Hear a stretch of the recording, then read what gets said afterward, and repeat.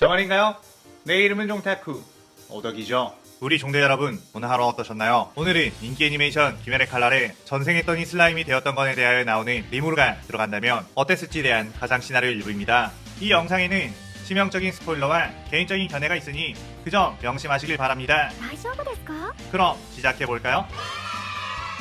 예전 가상 시나리오 초창기 때 리무르를 한번 다루긴 했지만 그건 이미 완성된 먼치킨 리무르를 데려온 것이고, 이번에는 애초에 리무르가 귀칼 세간에서부터 시작을 했다면 어땠을지를 써보려고 해요. 이 가상 시나리오 컨텐츠는 원작의 고증을 철저히 따지지 않고요, 주인공이 된 캐릭터 위주로 다시 재구성해 만들기 위해 설정 오류 있고 능력치 고정도 아주 많다는 것 명심하세요. 그럼 오늘의 가상 시나리오 시작하겠습니다. 평범한 직장인이었던 한 남자는 어느 날 어떤 괴한에게 칼을 맞게 되어 죽음을 맞이하게 되었는데, 그렇게 모든 것이 끝나버릴 것 같은 순간 의식 속에서 어떤 목소리가 들려왔고, 새로운 삶을 산다면 어떤 삶을 살고 싶냐는 물음에 칼에 찔려 죽지 않는 삶, 다시 이런 고통을 겪고 싶지 않다고 했죠. 그러자 자상무효를 가진 생명체로 다시 태어나게 해주겠다고 목소리가 들린 뒤 그는 다시 무언가로 태어나게 되었습니다. 정신을 차려보니 자신의 모습을 마치 게임 속에서 나오는 가장 적은 몬스터인 슬라임과 같았고, 도대체 왜 이런 꼴로 태어나버린 건지 당황스러울 뿐이었죠. 그렇게 그는 통통 튀어다니며 이게 꿈이라면 어서 깨어났으면 좋겠다고 생각했지만 엄청난 시간이 지났음에도 불구하고 도무지 꿈에서 깨어나지 않았고, 이것이 바로 현실이라는 것을 깨닫게 되었습니다. 그는 슬라임의 모습이었기에 자신의 몸에 닿는 것들을 집어삼킬 수 있게 되었는데, 그는 자신이 깨어난 곳에서 멀지 않은 장소에 아주 향긋한 꽃이 있었기에 그걸 흡수해버렸죠. 그러자 뭔가 에너지가 샘솟는 듯한 느낌이 들었고, 이 꽃은 처음 보는데 도대체 무슨 꽃이지?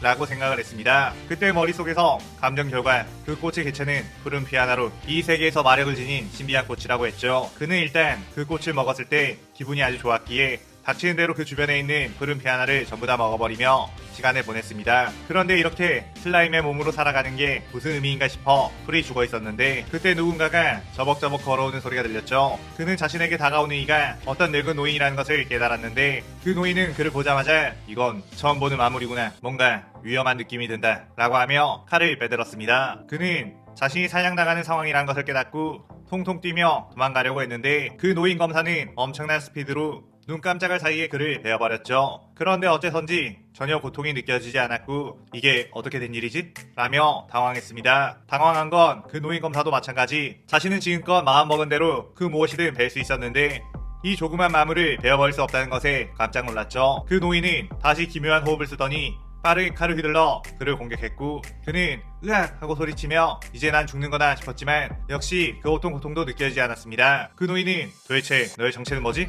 라고 물었고, 그는 일단 이 상황을 설명하기 위해 이름을 급하게 리무르라고 지었고, 자신은 원래 인간이었지만 칼에 맞아 죽은 뒤 이런 모습으로 다시 태어났다고 했죠. 그 늙은 검사는 리무르에게서 사악한 기운이 느껴지지 않는다는 걸 알았고, 또한 자신은 태어날 때부터 다른 존재가 거짓말하는 것을 꿰뚫어볼 수 있었는데, 리무르가 거짓말을 하는 것 같지 않다는 걸 깨달아 칼을 거두고 자신의 이름은 츠이쿠니 요리치라고 했습니다. 요리치와 리무르는 대화를 하며 금세 친해지게 되었는데, 요리치는 자신에겐 이제 얼마 살 날이 남지 않았다며 자신은 다른 사람들과 다른 힘을 가졌었지만 그 무엇도 해내지 못한 실패한 인생이었다며 안타까워했죠. 이 세상에는 온이라는 존재가 인간들을 위협하고 유린하고 있는데, 자신은 태초의 오니를 죽일 수 있는 힘을 가졌음에도 그를 놓치고 말았고, 자신의 형이 오니가 되어버리는 것도 막지 못했으며 최근에는 그 형을 겨우 만났지만 그의 목을 베지 못하고 또다시 놓치고 말았다고 했습니다. 자신이 해내지 못한 일 때문에 얼마나 많은 사람들이 죽어나갈지 죄책감이 엄청나다고 했죠. 리무르는 자신도 이전의 생에서 하고 싶은 것을 하지 못하고 쭉 억눌려서 살았었다고, 그렇게 끝나버릴 인생이었다면 좀 더 과감한 도전을 해볼 것을 그랬다며 푸념을 늘어놓았습니다. 요리치는 그의 곰곰이 생각이 잠기더니 리무르에게 부탁이 하나 있다고 했죠. 리무르가 다른 생명체를 흡수할 수 있다는 이야기를 들었었기에, 그렇다면 혹시라도 내가 죽으면 네가 나를 흡수해줄 수 있겠느냐고, 그래서고 태초의 온인 무장과 나의 형 미치카치를 이 세상에서 없애달라고 했습니다. 리무르는 아무리 그래도 어떻게 사람을 집어삼킬 수 있겠느냐고 난처해했지만 요리치의 눈빛은 너무나 간절해 보였고, 요리치는 꼭 부탁한다는 말을 끝으로 수명이 다해 눈을 감게 되었죠. 리무르는 전생에서 처음 사귄 친구의 부탁이다 보니 어쩔 수 없이 요리치의 몸을 뒤덮어 흡수하기 시작했는데, 요리치의 몸을 다 흡수하자 머리에 알림에서는 개체명 츠이쿠니 요리치의 흡수 및 해석 그리고 동화를 실시하겠습니다. 예상 소요 시간은 약 500년입니다. 라고 했고, 리무르는 500년? 왜 이렇게 오래 걸려? 그럼 그때까지 난 뭘 해? 라고 물었죠. 그러자 알림에는 동화 과정에서는 동면에 취하게 됩니다 라는 알림이 왔고, 리무르는 왜? 전생하자마자 500년을 자야 한다는 거야?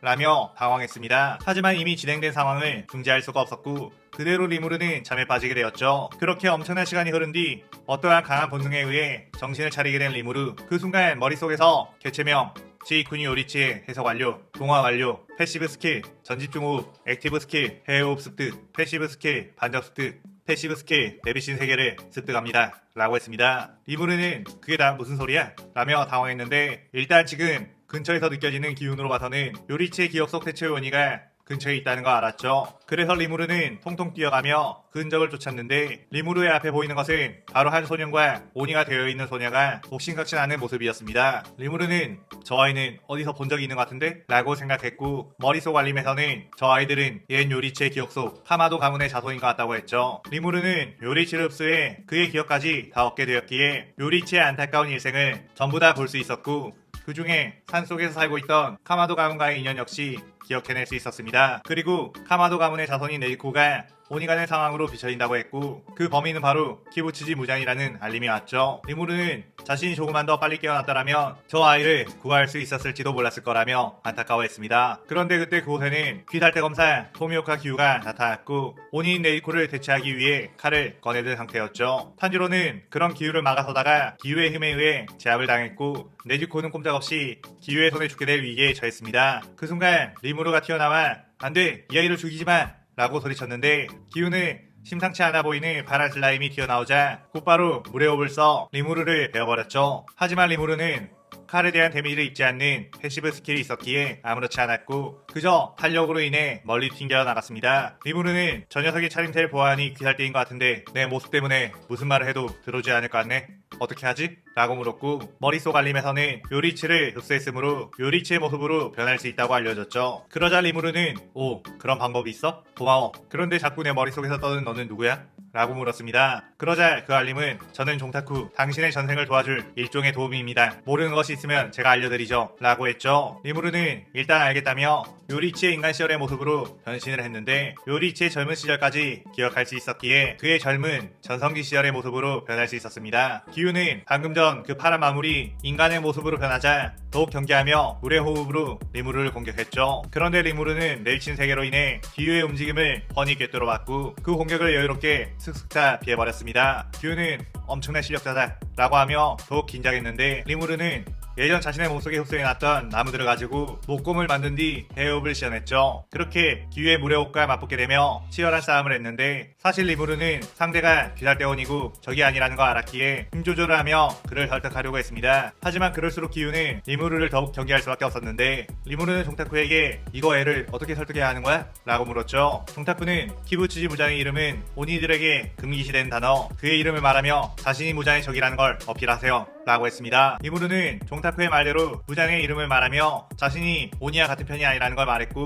자신 예전 귀살대 검사 요리치의 유지를 이어받아 무장을 저체하려고 한다고 했죠. 그리고 자신의 능력이라면 이 아이를 인간으로 되돌릴 수도 있다고 했습니다. 기우는 솔직히 리무르와 맞붙어보면서 이자라면 자신을 충분히 죽일 수도 있는 힘을 가졌음에도 일부러 자신이 다치지 않게 싸웠다는 걸 알았고, 일단 리무르의 말을 들어주기로 했죠. 리무르는 종타쿠에게 네지코를 인간으로 되돌리려면 어떻게 해야 해? 라고 물었고, 종타쿠는 네지코의 몸에 들어있는 오니의 피를 해석 후 몸에서 그 피를 없애면 된다고 했습니다. 리무르는 설마 그렇게 하려면 내가 네지코를 흡수해야 하는 거야? 라고 물었고, 종타쿠는 그게 가장 확실한 방법이라고 했죠. 리무르는 요리치를 삼키고 500년을 잠들어 있던 게 생각이 나 네지코에게 그렇게 할 수는 없을 것 같고 다른 방법이 없냐고 했죠. 그의 종타쿠는 리무르의 몸의 일부분만 네지코에게 넣어 해석하게끔 하면 그녀를 삼키지 않아도 방법을 찾을 수 있다고 했죠. 그리하여 리무르는 그 방법으로 자신의 몸의 일부분을 떼어 네지코 몸속에 넣었고, 그게 완성될 시간 동안 자신은 무장과 코쿠시보를 대체해야겠다고 생각했습니다. 그때 탄지로는 내 스스로의 힘으로 네지코를 지킬 수 있도록 나도 당신들과 같은 검사 되고 싶다고 말했고, 기우는 그렇다면 자신이 교육자를 소개시켜줄 테니 그에게서 배워 귀살대 검사가 되라고 했죠. 그의 리무르도 요리치가 귀살대에서 쫓겨났던 걸 알았기에 그 한을 풀어주려고 귀살대에 들어가볼까 생각을 했고, 탄지로 네지코와 함께 기우의 스승 우로코다키 사콘지를 찾아가게 되었습니다. 그곳에서 탄지로는 열심히 체력 단련을 했고, 리무르 역시 정체를 숨기고 사콘지의 수업을 따라가게 되었죠. 그렇게 꽤 시간이 지난 뒤 탄지로 역시 어느 정도 강해지게 되자 사쿠지는 곧 있을 선별 시험에 참가해도 좋다고 말을 했습니다. 그런데 그날 밤 사쿠지는 리무르를 조용히 수련장으로 부른 뒤 사실 난 네가 인간이 아니라는 것쯤은 알고 있다며, 물론 그동안의 생활을 보고 적이라고는 생각하지 않지만 한 번쯤 실력을 겨뤄보고 싶다며 절대로 봐주거나 하지 말라고 했습니다. 리무르는 마지못해 그 대결을 받아줬는데 결과는 단 하나만에 리무르가 승리를 했고, 사쿠지는 자신은 끝내 무장을 찾지 못하고 은퇴한 몸, 이 실력이라면 분명 오니의 역사를 끝낼 수 있을 거라며 자신의 목까지 잘 싸워달라고 정중하게 부탁을 했죠. 리무르는 부드럽게 웃으며 걱정하지 말라고 반드시 내가 무장을 없애겠다고 말했습니다. 그렇게 그 다음날 탄지로와 리무르는 비달대 선별 시험에 참가하게 되었고, 그렇게 이 시나리오 일부가 끝이 나게 되죠. 리무르와 탄지로는 선별 시험장에 도착해 몸을 풀고 있었는데 탄지로는 이 시험에는 사망자가 엄청나게 많이 나온다던데 괜찮을까요? 라며 긴장한 모습을 보였죠. 리무르 역시 사실 실제로 오니를 마주치는 건 네이코 말고 한 번도 없었기 때문에 긴장이 되는 것은 마찬가지. 그래도 분명 우리라면 할 수 있을 거라며 파이팅을 외쳤습니다. 그렇게 선별 시험이 시작되고 리무르는 엄청나게 긴장하며 오니가 어디에 있는지 집중해 탐색하고 있었는데, 리무르는 예전 인간이었던 시절 공포 영화를 봤던 기억이 떠올랐고, 보통 이렇게 풀숲에서 나무들 사이에 둘러싸여 있으면 꼭 괴물들이 나오던데 라고 생각했죠. 그러자 리무르의 예상처럼 수많은 오니들이 리무르를 포위해 다가왔고, 리무르는 뭐야 진짜 나나? 이런 게 어딨어? 라며 당황했습니다. 그 순간 머리에서 정타쿠는 알림, 주변에 숨어있는 오니들의 기척을 예상에 맞췄으니 엑스트라 스킬 오니 탐지를 얻게 되었습니다 라고 했죠. 리무르는 그것보다 이 오니들을 어떻게 다 처리하지? 라며 당황했는데 뒤쪽에서 오니 한 마리가 튀어나와 날카로운 손톱으로 리무르를 공격했고, 리무르는 내비치는 세계를 가지고 있었기에 그 움직임이 마치 슬로우 모션처럼 뻔히 보이게 되었습니다. 그의 리무르는 곧바로 칼을 휘둘렀는데 자연스럽게 헤어비 튀어나가 그 오니의 목을 베어버렸고, 오니들은 방금 무슨 일이 일어난 건지 도무지 이해할 수가 없었죠. 리무르는 뭐야 생각보다 오니들 별거 아니잖아, 괜히 쫄았네 라고 하며 빠르게 뛰어가 그 오니들을 전부 다 베어버렸습니다. 그러다가 리무르는 오니 탐지에 의해 지금까지 봤던 오니들보다 강한 오니가 근처에 있다는 거 알았고 그곳으로 곧장 뛰어가봤죠. 그러자 그곳에는 탄지로가 소노니와 힘겹게 싸우고 있었고, 탄지로는 무례업으로 소노니를 공격했지만 칼이 부러져 버렸고 힘으로 압도당하며 내동댕이 쳐져버렸습니다. 리무르는 탄지로를 구하기 위해 뛰어들어 소노니를 공격했는데 리무르가 들고 있던 칼 역시 부러져 버리고 말았죠. 소노니는 내 녀석도 이제 끝이구나, 너네들의 칼로는 이 몸을 뵐 수가 없다 라고 하며 웃었고, 리무르는 저 녀석의 몸은 뭘로 되어 있기에 뵐 수가 없다는 거야? 라고 종타쿠에게 물었습니다. 종타쿠는 저 오니의 몸에 특별한 것이 있는 것이 아닌 귀살대에서 지급한 칼이 너무나 낡은 일륜도를 재활용한 거라 조금 정도가 높은 오니의 몸과 부딪혔을 때 부러진 것 같다고 했죠. 리무르는 시험장에서 시험자들이 많이 죽은 이유가 따로 있었던 거네? 칼이 없으면 어떻게 하지? 라며 당황했고, 종타쿠는 예전 요리치를 흡수할 때 그가 가지고 있던 일륜도를 흡수했는데 그걸 사용할 수 있습니다 라고 했습니다. 리무르는 그 칼을 꺼내줘 라고 했고, 그 순간 소노니의 무자비한 주먹 공격이 리무르를 향해 날아왔는데 리무르는 드려 라고 하며 그 공격들을 피해버렸고, 요리치의 일륜도가 몸에서 빠져나오자 그대로 그 일륜도를 잡고 소노니의 팔을 전부 다 베어버렸죠. 소노니는 엄청난 고통에 비명을 질렀고 그동안 인간들을 엄청나게 잡아먹은 거지, 죽음으로 사죄해라 라고 하며 그대로 소노니의 목을 베어버렸습니다.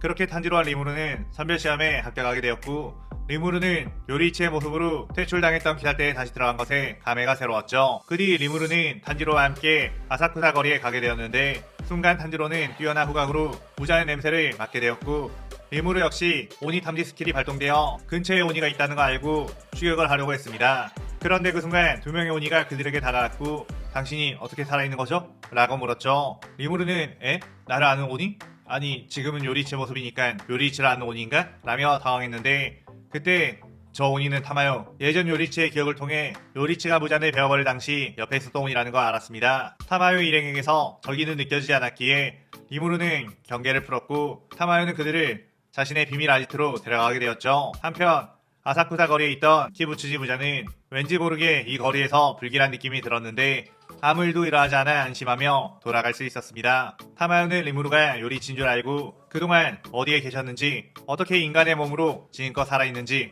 왜 오니를 데리고 다니는지에 대해 폭풍 질문을 했는데 리무르는 순간 슬라임의 모습으로 변해 나는 요리치가 아니라며 요리치와 있었던 인연에 대해서 설명을 해주게 되었죠. 그의 타마요는 그저 마무리 요리치의 모습으로 변신한 것일 뿐이구나 라며 실망할 수밖에 없었습니다. 오니 중에서도 다른 이의 모습으로 변신하는 경우가 덜어 있었기에 변신에 대해서는 놀랍지 않았죠. 그런데 그때 무잔의 지배를 벗어난 타마를 쫓기 위해 추격 중이던 암살자 스사마루와 야바가 타마요의 아지트 안으로 들어왔고 무차별적인 색시공 공격을 퍼붓기 시작했습니다. 리무르는 이게 무슨 일이야? 라고 하며 밖으로 나가봤는데 그 순간 색실공이 리무르의 몸을 강타했고 스사마루는 크크 마무리 하나 있었나? 이미 내 공에 으깨져 버렸군 이라고 했죠. 하지만 리무르의 몸은 터진 것이 아니라 스사마루의 색실공을 흡수한 것, 다시 원래의 슬라임 형태로 돌아오게 되자 스사마루는 여러 개의 색실공을 만들어내 리무르에게 던졌습니다. 리무르는 그의 몸에서 스사마루의 색시공을 똑같이 소환해 그 공들과 맞부딪히게 했고 스사마루는 내 혈기술을 따라했다고? 하지만 따라한다고 다 같은 성능인 거 아니지? 라고 하며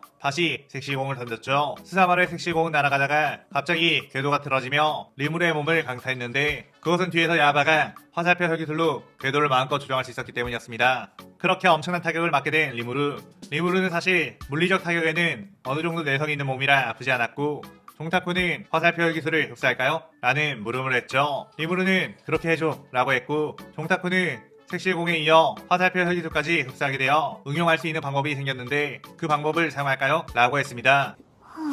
리무르는 그에 허락했고 요리치의 모습으로 변한 뒤 칼을 꺼냈죠. 스사마루는 그에 왜 아직도 죽지 않는 거냐고 최대한 많은 색실공을 만들어 리무르에게 던졌는데 그 순간 리무르의 양손에는 똑같은 일륜도가 들려져 있었고 그건 역시 계속해서 던져 색실공들을 꿰뚫어버렸죠. 스사마루의 야바는 어림없다며 더 많은 색실공을 만든 뒤 화살표 혈기술까지 붙여 다양한 궤도로 공격했는데 리무르 역시 일륜도를 던진 뒤 그 칼의 방향을 마음껏 조절해 공들을 전부 베어버렸고 스사마루와 야바의 목까지 원거리에서 베어버렸습니다. 리무르는 야바가 색실공 하나를 복제할 수 있는 능력을 흡수해 요리체 일륜도를 복제할 수 있게 되었고 그것들을 흡수한 화살표 혈기술을 붙여 조종할 수 있게 된 거였죠. 그 압도적인 모습을 본 타마요는 기뻐하며 묽게 박수를 쳤고 이 정도면 요리체 재림으로 봐도 무방하겠다며 이번에는 꼭 무자를 놓치지 않고 잡아달라고 부탁을 했습니다. 그러면서 타마요는 리무르에게 혹시라도 12개월의 피를 모아주신다면 자신도 연구를 통해 꼭 도움이 되어드리고 싶다고 앞으로 당신의 편에 서고 싶다고 했죠. 그 뒤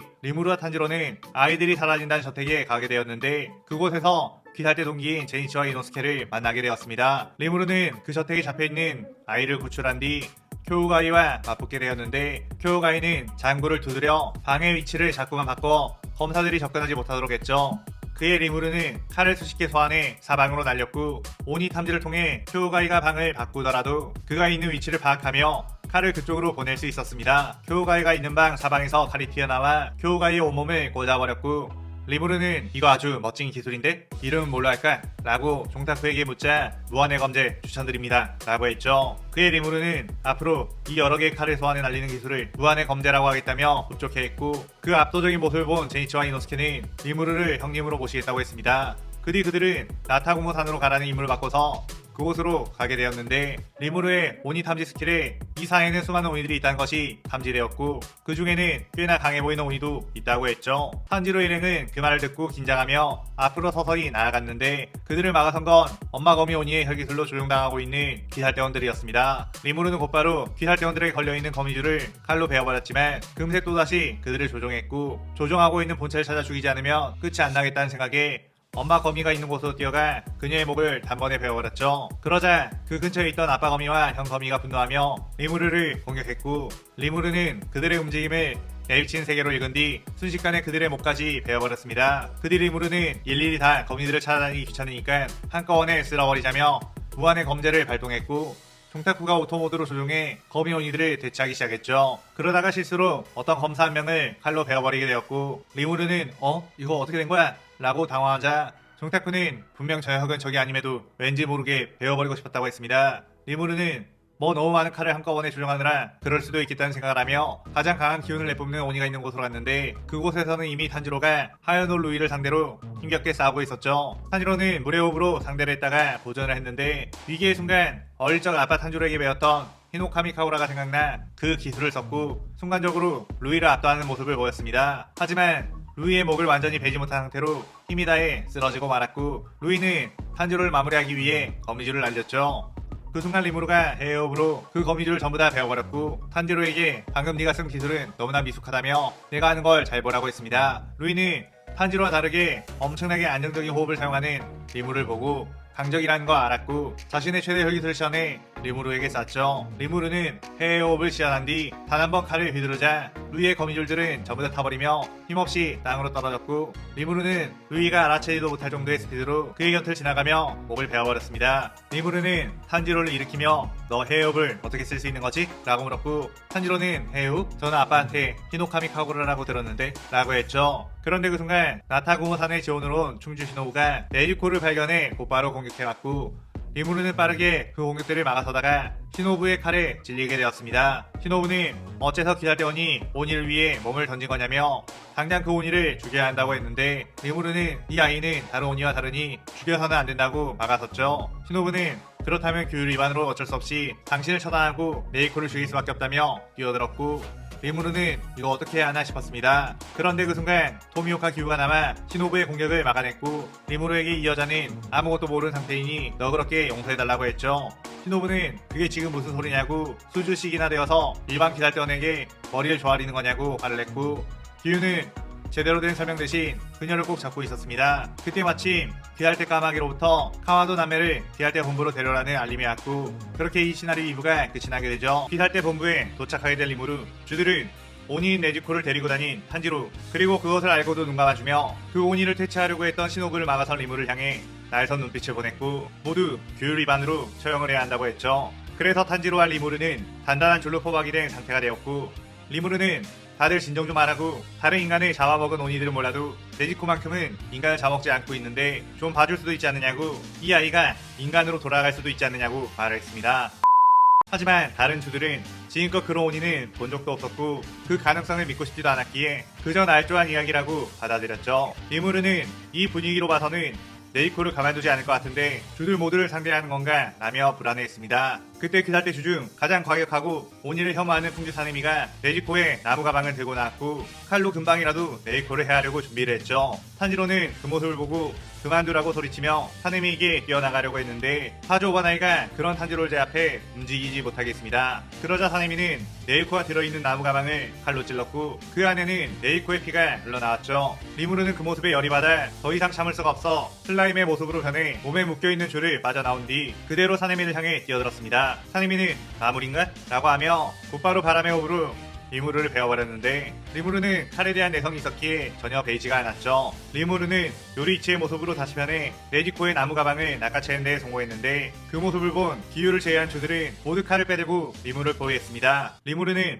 이거 상황이 골치 아파지게 되었네? 이 녀석들을 상대로 이길 수 있을까? 라고 속으로 생각했죠. 그러자 종타쿠는 확인, 요리이치 능력과 헤어호흡이라면 모든 주들과 싸워도 100% 확률로 승리합니다 라고 했습니다. 그때 귀살대 주들이 리무르를 향해 공격을 해왔고, 리무르는 내비친 세계를 통해 그 공격들을 전부 피한 뒤 몸에 흡수해왔던 단단한 나무들을 조합해 목검으로 만들었고 해흡을 시연해 상대했죠. 네이코의 나무 가방을 한 손에 들고 목검으로 싸움에도 불구하고 리무르의 해흡은 주들을 압도하며 한 명 한 명 쓰러뜨리게 되었고, 리무르는 예전 요리이치의 기억에서 봤던 장면, 형이 오니가 되었다는 이유로 할복을 하라는 등 답답한 소리만 해대던 그 시절 기사대 주들이 떠올랐습니다. 그 시대나 지금이나 답답한 녀석들이 모인 것은 똑같군. 나는 요리이치처럼 무르지 않아서 너네를 그저 봐주곤 하지 않아 라고 했죠. 그런데 그때 종탁부가 이미 진검이 아닌 목검을 사용한다는 게 봐주고 있다는 겁니다 라고 팩트를 말했고, 리무르는 그런 것까지 세세하게 태클 걸 필요 없어 라고 분개했습니다. 그렇게 마지막까지 버틴 암주 교메이까지 결국 리무르의 압도적인 파워 앞에 쓰러지게 되었고, 우부야시키 당주는 설마 그 이마의 반점과 그 움직임은 전설로 내려오는 해협이 아니냐고 물었죠. 리무르는 나는 치이쿠니 요리치의 유지를 이어받아 그의 기술을 쓸 수 있게 되었다고 말했고, 파문당한 뒤 귀살대에서 요리치의 플레임을 아는 사람은 우부야시키 일족밖에 없을 텐데 그 이름을 말했다는 것, 그리고 수기에 써내려져 온 움직임까지 보여준 그를 믿을 수밖에 없었습니다. 리무르는 나는 무장과 요리치의 형 미치카츠를 반드시 쓰러뜨릴 것이고 더불어 네이코를 반드시 인간으로 만들어줄 것이니 나를 방해하지마 라고 했죠. 그때 조용히 우부야시키가 리무르를 불러 따로 할 말이 있다고 했고, 리무르에게 자신의 일족의 저주로 인해 곧 죽게 될 운명, 당신은 특별한 능력이 있는 것 같은데 혹시 내 저주를 풀어줄 수는 없느냐고 물었습니다. 리무르는 그 저주를 해석하려면 통째로 집어삼키는 게 가장 확실한 방법이긴 한데 그게 확실히 풀 수 있다는 보장도 없을 뿐더러 나한테 통째로 삼켜지면 살아서 나올지도 확신이 없다고 했죠. 당주는 어차피 곧 죽을 목숨이라면 무엇이라도 해보겠다며 자신이 죽더라도 승계 교육은 이미 끝마친 상태이니 자신을 삼켜서 해석해주라고 했습니다. 리무르는 그의 어쩔 수 없이 당주를 삼키게 되었고 그가 가진 저주를 해석하기 시작했죠. 조금 시간이 지나자 정타쿠는 그 저주를 해석하고 풀 수 있는 방법을 알아냈습니다. 하지만 그 저주를 풀게 된다면 더 이상 자식을 낳을 수 없는 몸이 된다고 했고 당주는 어차피 애는 많이 낳았으니 상관없다고 했죠. 그렇게 리무르는 당주의 저주를 풀어주게 되었고 당주의 얼굴에 화색이 돌아오자 드디어 일족의 저주가 끝났다며 기뻐했습니다. 리무르는 내가 저주를 풀어줬으니 너도 내 부탁을 하나 들어줘 라고 했고 귀할 때 선별 시험에 제어하는 칼들을 튼튼한 일륜도로 바꾸고 감독관을 배치해 쓸데없는 희생을 피하라고 했죠. 당주는 감독관을 어떻게 해보겠지만 일륜도 같은 경우는 만드는 방법 자체가 까다롭기에 재료가 있어도 대장장이들이 부족해 수급이 원활하지 않다고 했습니다. 그의 리무르는 곰곰이 생각해보더니 그 재료를 내게 가져오라고 했고 그 재료들을 전부 흡수한 뒤 최상급의 일륜도를 뱉어내기 시작했죠. 그 모습을 본 우베야키 당주와 귀살대 주들은 경악할 수밖에 없었고 우베야키 당주는 지금부터 귀살대의 당주 자리를 리무르 씨에게 넘기겠다고 했습니다. 어차피 자신의 진짜 목적은 일족의 저주를 풀기 위한 것, 그것을 위해 지금껏 많은 인간들을 희생시키면서도 선별시험에 감독관 하나 붙이지 않은 무능한 당주였다며 자신이 가지고 있는 건 돈밖에 없으니 돈으로 뒤에서 후원을 하고 리무르 씨가 당주가 되어 귀살대를 이끄는 게 더 합리적인 것 같다고 했죠. 리무르는 갑자기 폭풍 승진을 해 당주의 자리에 오르게 되는 것에 당황스러웠지만 자신이 당주가 되면 레이코를 귀살대에 편입시킬 수 있고 그녀가 위험에 처하지 않을 것 같다는 생각에 당주 자리를 수락하게 되었습니다. 그 뒤 리무르는 타마요와 유시로에게 연락을 해 귀살대에 들어오게 만들었고 타마요가 지금껏 쌓아온 오니들에 대한 정보들 그리고 여러가지 약들을 조합해 귀살대원들에게 전해줬죠. 거기에다가 리무르가 만들어준 성능 좋은 일륜도 덕분에 귀살대원들의 전사율이 현격하게 떨어지기도 했습니다. 그렇게 당주가 된 리무르는 어느 날 무한열차라는 곳에 승객들이 사라지고 그것을 조사하러 간 기살대원 역시 실종되었다는 이야기를 듣고서는 심상치 않다는 생각에 직접 가보게 되었죠. 그곳에 가자 이미 무한열차에 타있는 염주교조로를 만나게 되었고 교조로는 당주님이 이곳까지 오시다니 든든하다며 호탕하게 반겨줬습니다. 리무르는 이 녀석은 참 성격이 호탕해 부하 직원으로 믿음직스럽지만 좀 부담스러울 때도 있다니까 이라고 생각을 했죠. 그때 영무원이와 검표를 했는데 그 검표 기구에는 하인일 엠무의 수면 혈기술이 발동되는 장치가 있었고 그들에게 그 술식이 닿게 되었습니다. 그런데 그 술식은 그들에게 다가가자 검은 연기가 되어 사라졌고 큐로는 이것은 혈기술인가 보군 이라며 곧바로 영무원에게 칼을 겨누었죠. 타마요는 환술 계열의 혈기술이 능통했기에 그 계열의 혈기술을 막는 부적을 우선 귀살대 죽국과 리무르에게 지니게 했던 것, 그 부적이 엠무의 혈기술을 상쇄시켜버렸던 거였습니다. 하은일 엠무는 열차 지붕에서 느긋하게 이들이 잠들길 기다리고 있다가 깜짝 놀랐고 큐로는 당주님 저 녀석은 제가 처리하고 오겠습니다 라고 한 뒤 그대로 뛰어나가 화염의 호흡으로 엠무의 목을 베어버렸죠. 하지만 엠무는 그럼에도 소멸하지 않고 열차와 융합한 상태로 리무르와 교조를 공격했습니다. 리무르는 슬라임으로 변한 뒤 넓게 퍼져 열차를 해석하기 시작했고 해석 결과를 통해 엠무의 목 부분이 열차 맨 앞칸 쪽에 있다는 걸 알았죠. 그래서 리무르는 곧바로 요리체 모습으로 변한 뒤 앞칸으로 뛰어갔고 그대로 열차의 앞칸을 베어버렸습니다. 리무르는 이것으로 하얀 오이를 또 한 마리 잡았구나 라고 하며 뿌듯했고 큐로는 역시 당주님이라며 호탕하게 웃었죠. 그런데 리무르는 순간 오니 탐지 스킬로 인해 강한 오니가 접근하고 있다는 걸 알았고 큐로에게 아직 방심하지 말라고 했습니다. 그때 아카자가 저벅저벅 다가왔고 리무르는 상현 오니 중에서도 상위권이라는 걸 알고서 이 오니를 통해 부장이 있는 위치를 알아낼 수도 있겠다는 생각을 했죠. 그때 아카자는 자신에게 엄청난 투기를 내뿜고 있는 큐로를 보고선 네가 강한 녀석인가 보구나 라고 하며 큐로에게 뛰어들었고 큐로는 제가 상대하겠습니다 라고 하며 화염의 호흡으로 맞받아쳤습니다. 그렇게 둘은 치열한 싸움을 펼치며 비등비등한 모습을 보이는 듯 했지만 리무르는 아카자가 싸움을 즐기기 위해 일부러 봐주면서 싸우고 있다는 걸 간파했죠. 아카자와 큐유로의 싸움이 조금 길어지자 큐유로는 어느샌가 상처투성이가 되었고 아카야는 그런 큐유로에게 오니가 되지 않겠냐고 제안을 했습니다. 리무르는 그 말에 화들짝 놀라며 큐유로가 어떤 대답을 할지 지켜봤는데 큐유로는 지금 귀살대 당주님께서 보고 계시는데 감히 오니가 되라는 제안을 하다니 죽으면 죽었지 절대로 배신하는 행위는 하지 않는다 라고 했죠. 아카야는 귀살대 당주? 라며 리무르 쪽을 바라봤고 리무르는 에헴 역시 큐조로 충성스러운 부하였어 라며 뿌듯해했습니다. 리무르는 큐조로에게 이제 내가 저 녀석을 상대할 테니 잠시 물러나 있으라고 했고 아카야는 크크 이거 귀살대 당주를 만나게 될 줄이야 완전 대열 낚은 기분이로구나 라며 지고 섰죠. 리무르는 아카자에게 나에겐 처음부터 전력을 다하는 게 좋을 거야. 안 그러면 넌 곧바로 죽을 테니 말이야. 내 충성스러운 부하를 다치게 한 벌은 톡톡히 치르게 해주마 라고 하며 해협을 시연했습니다. 아카야는 그 엄청난 기백에 이거 정말로 재밌겠군. 내 녀석의 생김새도 왠지 그 녀석을 떠오르게 하는데 대신 네 녀석에게 분풀을 해주겠어 라고 했죠. 그렇게 아카자가 리무를 향해 공격을 하자 리무는 빠르게 아카자의 팔을 베어버렸고 아카야는 이 정도쯤은 금방 재생해버릴 수 있지 라고 했는데 어째선지 팔이 평소처럼 재생되지 않는다는 거 알았습니다. 리무르는 이미 끝이다. 무장이 있는 곳을 어서 말해 라고 했고 아카야는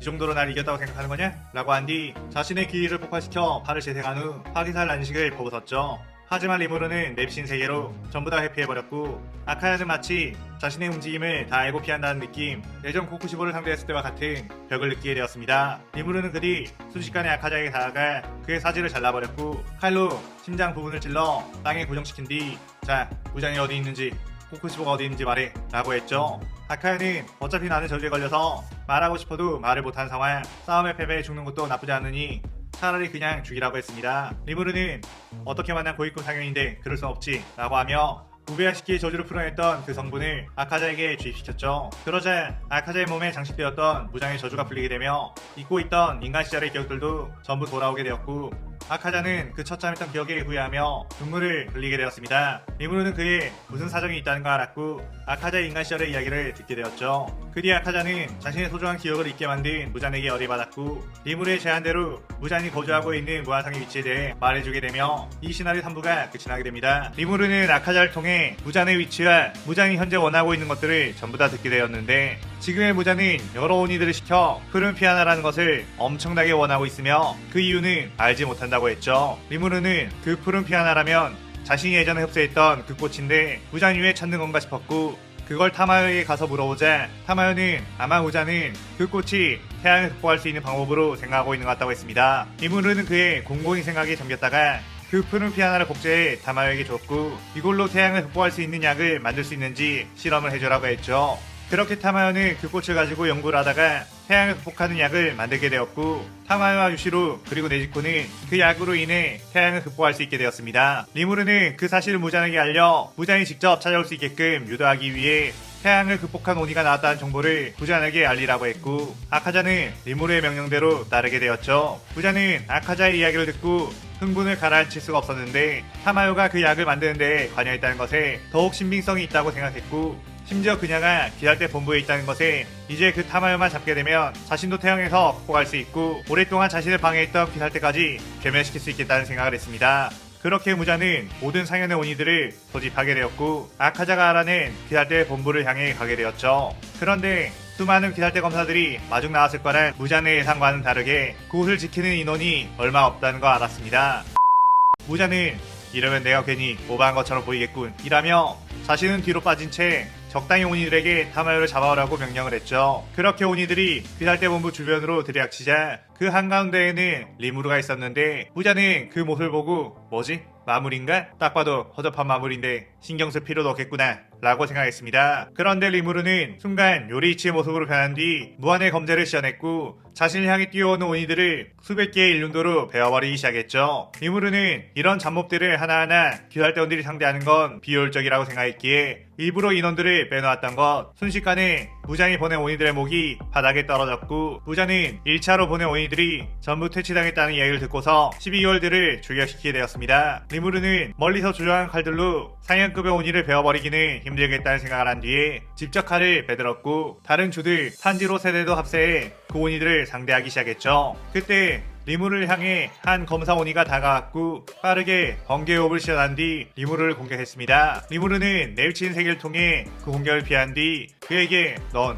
귀살대 출신의 검사인가? 라고 물었죠. 그는 새롭게 하연일의 자리에 오른 카이가쿠 코쿠시보에게 패배한 뒤 오니가 된 인물이었습니다. 카야쿠는 크크 멍청한 기아떼 녀석들 오니가 되면 이런 힘을 얻는다는 것도 모르고 오니에게 대항을 하다니 라고 했죠. 리무르는 오니가 되었어도 그렇게 강해 보이지 않는걸? 이라고 말했고 카야쿠는 그게 무슨 소리냐고 나는 지금 귀살대 그 어떤 녀석과 붙어도 이길 수 있다고 했습니다. 리무르는 그렇다는데 어떻게 생각해? 라고 누군가에게 말하자 제가 이 녀석을 마무리 짓겠습니다 라고 하며 암주 교메이가 저벅저벅 걸어 나왔죠. 카야쿠는 교메이와 악연이 있던 인물 카야쿠의 배신 때문에 예전 고아원에서 거뒀던 아이들이 대부분 죽게 되며 교메이는 살인자 혐의로 죽을 뻔했었죠. 카야쿠는 그를 보고선 크크 아직도 그 눈으로 살아있었던 건가? 당신은 옛 정을 생각해서 특별히 온이로 만들어달라고 부탁해볼 수는 있는데 어때? 라고 했습니다. 그 순간 교메이는 싸늘하게 바위의 호흡을 시원했고 카야쿠는 결국 멍청한 짓 하는구나 라며 번개의 호흡을 시원해 교메이에게 뛰어들었죠. 카야쿠는 제자리에서 움직이지 않는 교메이를 보고선 크크 내 속대에 반응조차 못하는구나 라고 하며 칼을 휘둘렀는데 교메이는 카야쿠의 공격을 여유롭게 피해버렸죠. 카야쿠는 어라? 운 좋게 피한 건가? 라고 생각했는데 그 순간 교메이는 바위의 호흡을 시원해 절퇴를 날렸고 카야쿠의 몸을 박살내버렸습니다. 카야쿠는 오니가 된 나를 이렇게 쉽게? 라며 당황했고 리무르는 애초에 전투력 차이가 엄청났다고 라고 쯧쯧 혀를 찼죠. 리무르는 교메이에게 후후 믿고 있었다고 라고 한 뒤 다른 쪽으로 이동을 했는데 그곳에는 음주우지 탱겐과 단지로 세대가 상현유 다키우타로 남매를 상대하고 있었죠. 탱겐은 소리의 호흡으로 다키의 목을 베어버리는데 성공했지만 다키는 소멸하지 않았기에 애를 먹었고 계속해서 싸우는 과정에서 규타로와 동시에 목을 베어야 한다는 거 알았습니다. 하지만 동시에 두 마리의 오니의 목을 베어내는 것은 쉽지 않았고 규타로에게 당한 독이 퍼져가며 불리한 상황이 되었죠. 리무르는 그들의 상황을 보고 저들만으로는 좀 빡세려나 싶어서 도와주려고 했는데 그 순간 염주 쿄조로가 화염의 호흡으로 뛰어들어 규타로를 상대하기 시작했습니다. 쿄조로는 아카자에게는 졌지만 규타로와 1대1 싸움에서는 충분히 이길 수 있는 실력이었고 든든한 지원군이 온 것을 확인한 탱겐은 쿄조로에게 자신이 다키의 목을 다시 벨 테니 넌 규타로 목을 맡으라고 했죠. 그렇게 탱겐은 악보를 완성해 다키의 목을 빠르게 베어버렸고 쿄조로는 화염의 호흡 5위 연옥을 시연해 규타로의 목을 베어버리며 상윤육과의 싸움을 승리로 가져갈 수 있었습니다. 한편 다른 쪽에서는 상윤호 교코와 하주 무이치로가 치열하게 싸우고 있었는데 교코가 얍삽한 항아리 이동수를 시연해 무이치로의 체력을 빼놓았고 그 틈새를 노려 수천 개의 마비침을 쏟아냈죠. 리무르는 저건 피하기 어렵겠는데? 라는 생각에 자신이 나서서 무이치로를 도와주려고 했는데 그 순간 수주 기우가 무료업 잔잔한 물결로 그 마비침들을 전부 다 방어했습니다. 무이치로는 그 뒤 빠르게 교코에게 다가가 공격을 했고 교코의 속도를 잡기 위해 자신의 한계까지 힘을 끌어올리게 되었죠. 교코는 점점 빨라지는 무이치로의 속도에 당황했는데 자세히 보니 어느새 무이치로는 얼굴에 반점을 받은 상태로 공격해왔고 교코의 속도를 결국 넘어서 그의 목을 베어버렸습니다. 한편 상해사 한탱구의 분신과 싸우고 있던 미치리는 사랑의 호흡으로 베어도 자꾸만 늘어나는 한탱구의 분신 탓에 어쩔 줄 몰라 당황했죠. 그때 한 분신이 미치리를 공격했는데 그 순간 오바나이가 그 분신을 베어버리며 미치리는 내가 지킨다 라고 했습니다. 미치리는 그로 오바나이에게 하트 뿅뿅 눈빛을 보냈고 오바나이는 그 눈빛에 쑥스러워서 헛기침을 할 수밖에 없었죠. 리무르는 그 모습을 보고 너네 지금 뭐하는 거야? 내 오니 탐지 스킬로 왔을 때 그 녀석들은 본체가 아닌 것 같아. 그 녀석들을 쓰러뜨리려면 본체를 찾아 죽여야 해 라고 했습니다. 하지만 한탱구의 분신은 그 사실을 알았다고 해도 내 본체가 있는 곳은 절대로 찾을 수가 없을 것이다 라고 하며 웃었죠. 한탱구의 본체는 무자인이 있는 곳에 숨어 있었기에 한탱구를 죽이려면 무자인이 있는 곳까지 가야 하는 것이었습니다. 리무르는 내가 무자인 해치우고 저 한탱구의 본체까지 없애야 하나? 그때까지 얘네들이 잘 버텨줘야 할 텐데 라며 걱정이 왔었죠. 그런데 그 순간 공중에서 한 오니가 그들의 앞에 떨어지게 되었고 그를 봐보니 눈에 상현사의 표식이 있는 본체였습니다. 그를 그들에게 보낸 것은 다름 아닌 상현사 아카자는 처음부터 무자인의 진영에 있었기에 한탱구의 본체 위치를 알고 있었던 상황. 아카자는 너도 상현이라면 치사하게 숨어서 싸우지 말고 당당하게 싸우라며 끄집어내 그들에게 던진 거였죠. 한탱구는 위기의 상황이란 것을 알고 그제서야 분신들을 자신에게 합치려고 했지만 미치리가 사랑의 호흡으로 분신들을 베어 방해했고 오바나이의 빠른 뱀의 호흡 검술이 그의 목을 베어버렸습니다. 한편 상윤이 도마와 싸우고 있던 시노부, 카나우 그리고 사네미 그들은 도마를 보고선 전 화주 카네를 죽인 범인이라는 것을 알아채고선 복수를 위해 치열하게 싸우고 있었죠. 하지만 도마의 주변에 흩뿌려져 있는 미세한 냉기 열정들 때문에 그들은 호흡의 검술을 제대로 쓸 수가 없었고 시노부는 자신이 죽어서라도 도마를 없애야겠다는 결심을 했습니다. 하지만 그것은 사네미도 마찬가지 자신이 차라리 도마에 접근해 피를 흩뿌리겠다고 그래야 죽어서도 카나에를 볼 면목이 생길 것 같다고 했죠. 그렇게 사네미가 도마에게 뛰어든 순간 리무르가 사네미를 몸통 박치기에 날려버렸습니다. 사네미는 당주? 무슨 짓이야 라고 하며 화를 냈는데 리무르는 그들의 앞에 나서서 나는 귀할대 당주 내 대원들은 그 누구도 죽게 할 수 없어 라고 했죠. 도마는 크크 그렇게 해서 그 여자의 원수를 갚을 수 있겠나요?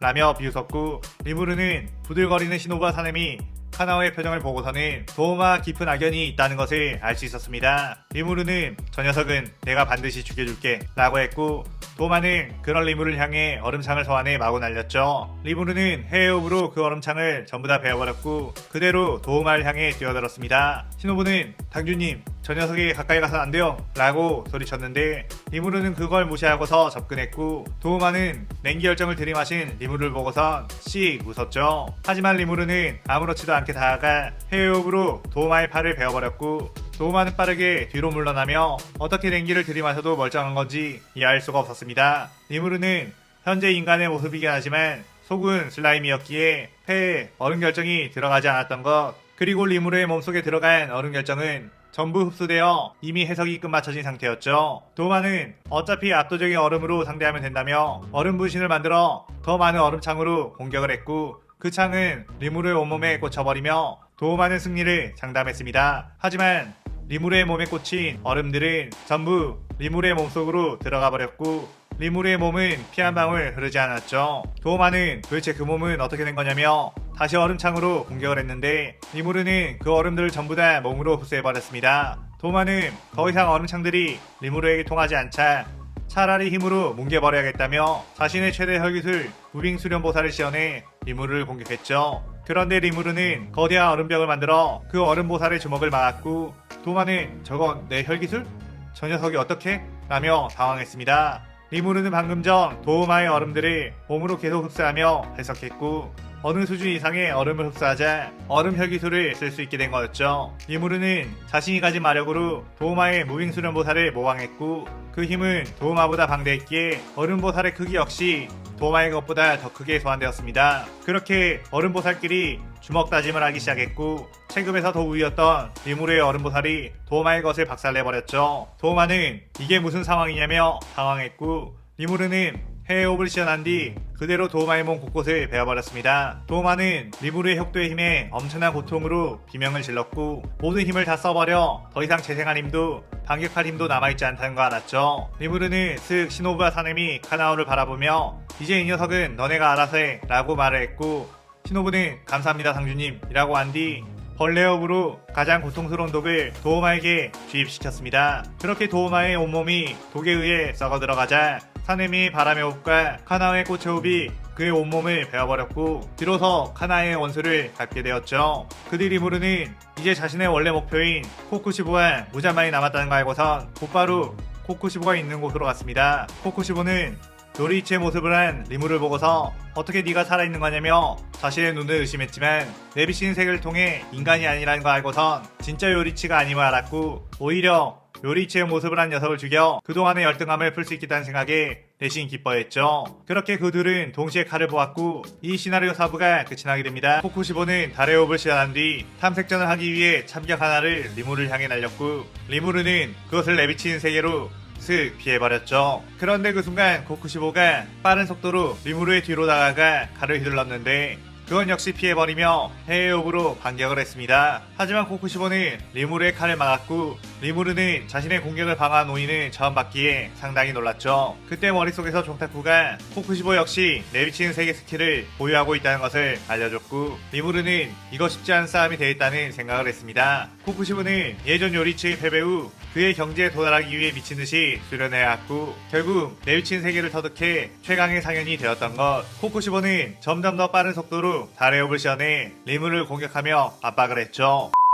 리무르 역시 해외호흡의 여러 형을 꺼내며 그 참격들을 받아쳤고 코쿠시보는 그 모습을 보고선 요리치의 외형만 모방한 게 아니고 검술 실력까지 모방하고 있다는 것에 어떻게 그의 검술을 쓸 수 있는 거냐고 물었습니다. 리무르는 요리치가 죽기 전에 자신을 만나게 되었고 오니가 된 형을 처치해달라는 부탁을 했다고 했죠. 요리치의 기억까지 모두 알고 있던 리무르는 요리치가 그때 코쿠시보를 베지 못했던 이유에 대해서 이야기를 해줬는데 요리치는 어린 시절 쌍둥이 중 둘째 이마에 반점을 가지고 태어났다는 이유로 집안에서 멸시당했는데 그런 요리치를 차별하지 않고 따뜻하게 대해줬던 미치카츠에게 엄청난 감사를 느꼈었죠. 매일 검술을 연마하는 미치카츠와 더 친해지고 싶어서 요리치 역시 검술을 함께 배우려고 했는데 검을 잡은 순간 압도적인 검술의 재능을 보여줘버리고 말았고 미치카츠가 그 이후부터 자신에게 열등감에 사로잡히게 되었다는 거 알았죠. 그래서 요리치는 형을 위해 검을 잡지 않았고 후기 자리를 뺏길까봐 두려워하던 미치카츠를 위해 엄마가 죽자 집을 떠나기까지 했습니다. 그 이후 성인이 되고 우연히 오니로부터 미치카츠의 목숨을 구해주며 제하게 되었는데 미치카츠는 요리치를 따라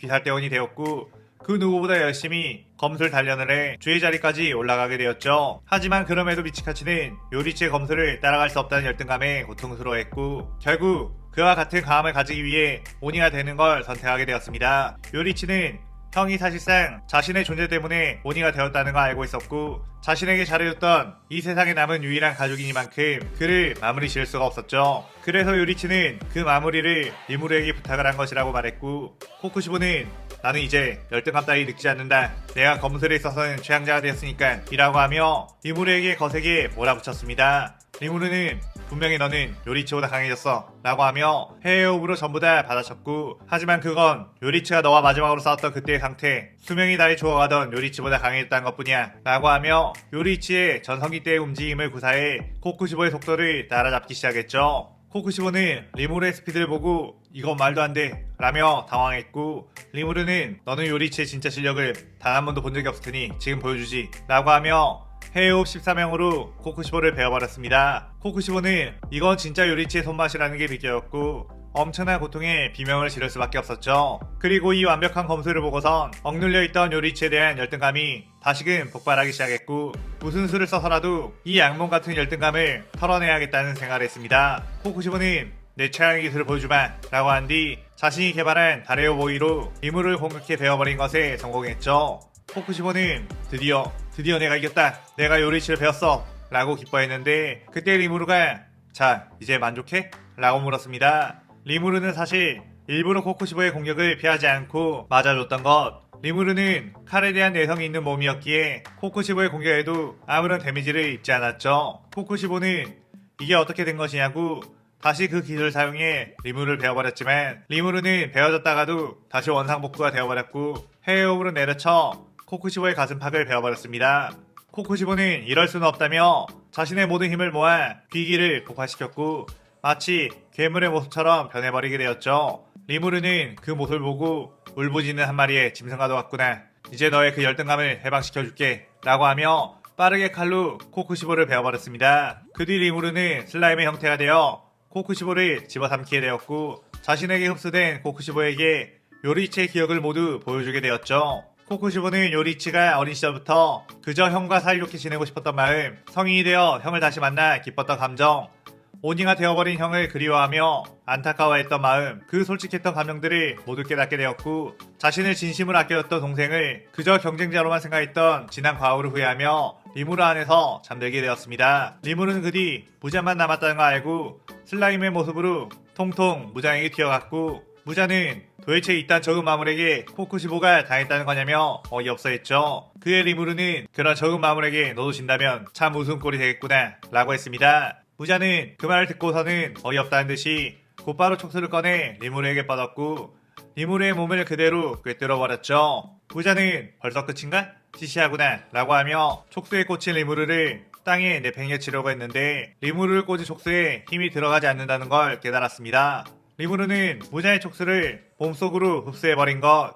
무잔은 멍청한 것. 내 촉수에는 강력한 독이 들어가 있는지도 모르고 흡수를 하다니 라고 했죠. 하지만 리무르는 무잔의 독까지 이미 흡수한 상태로 아무렇지 않았기에 요리치의 모습으로 변해 무잔을 반겨줬습니다. 무잔은 요리치의 얼굴을 보자마자 흠칫 놀라게 되었고 리무르는 어때? 예전에 그 기억이 새록새록 나기 시작해? 라고 물었죠. 무잔은 요리치에 대한 트라우마가 떠올라 무한성에 있던 나키메를 불러 당장 나를 무한성으로 데려가라고 소리쳤고 무잔의 발밑에 소환진이 생기더니 그대로 무잔은 무한성으로 들어가게 되었습니다. 하지만 그 소환진이 다치기 전에 리무르 역시 들어가게 되었고 무잔은 나키메에게 무한성을 조종해 저 녀석인에게 닿지 못하도록 하라고 했죠.